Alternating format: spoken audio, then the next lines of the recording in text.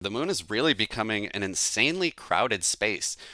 China's steady ascent to the moon, how Beijing is rewriting lunar geopolitics. And I don't want to get into the military side too much, but I do just want to say that a treaty for there being no violence in outer space, treaties like that only last when nations don't have the power and the capabilities to do so.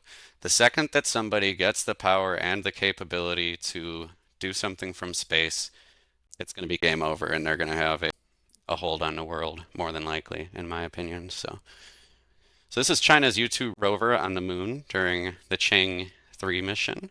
So when Chang'e 6 return capsule touched down on the dusty plains of Inner Mongolia in June 2024, it carried something no nation had ever retrieved, the first samples from the far side of the moon. That's right, China was the first nation to go to the far side of the moon.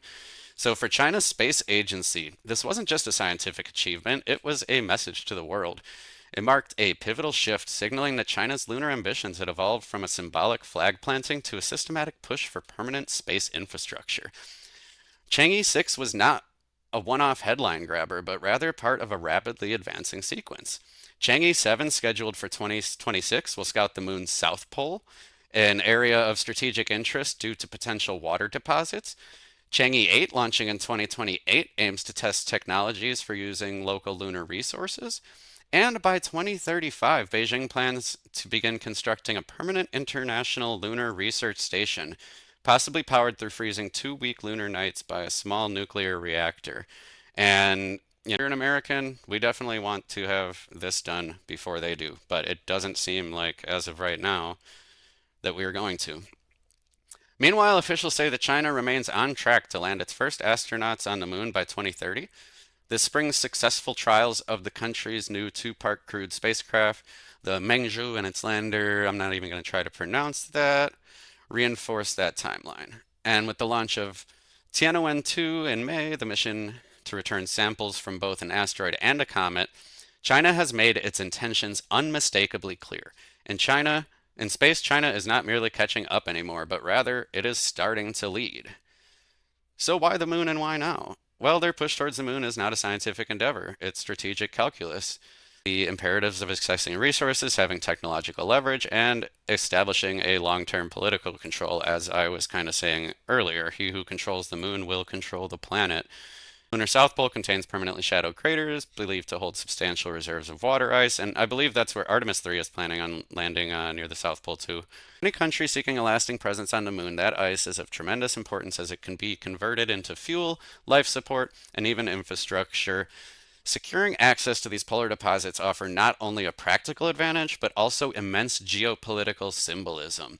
In space, as on Earth, control of critical resources translates into influence. And China's lunar missions are not developing in isolation. Key technologies such as the heavy lift long Mach 10 rocket, high thrust propulsion systems, and robust cislunar communications network have direct military relevance. Wasn't I just talking about that?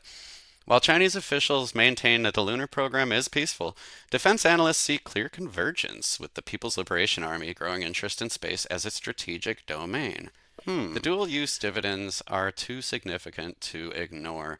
So I'll link all of these articles if you want to read through the rest of it, but I'm not just going to sit here and read this whole article. But suffice to say that they'd be falling behind. But to be fair, China also hasn't landed a person on the moon either. There's a new report saying China could actually overtake the US as the top nation in space, and it could happen in 5 to 10 years. So I'm not going to read through this whole thing because we're just talking about the why of that, but there's a 112-page document containing the most up-to-date information on China's various space assets and missions, including the country's new space station, and they can manufacture way faster than us, as we see with their Navy and stuff like that. So China's not only racing to catch up, it's setting pace, deregulating, and at times redefining what leadership looks like on and above Earth. China's space ascendancy, propelled by disciplined policy, strategic investment, and sweeping technological gains, has fundamentally redrawn the domain in which global power is contested. They said they're planning to build a fully operational moon base, and we had better beat them to that. Let me tell you what. As long as once they can actually do something from it. And hey everyone, it's Maddie. You just saw a short clip from a longer live video, so make sure to check out the link to that video if you're interested in seeing more. And of course, make sure to like, comment, and share this with somebody who you think would be interested. Thanks a lot. I hope you learned something new today. Peace.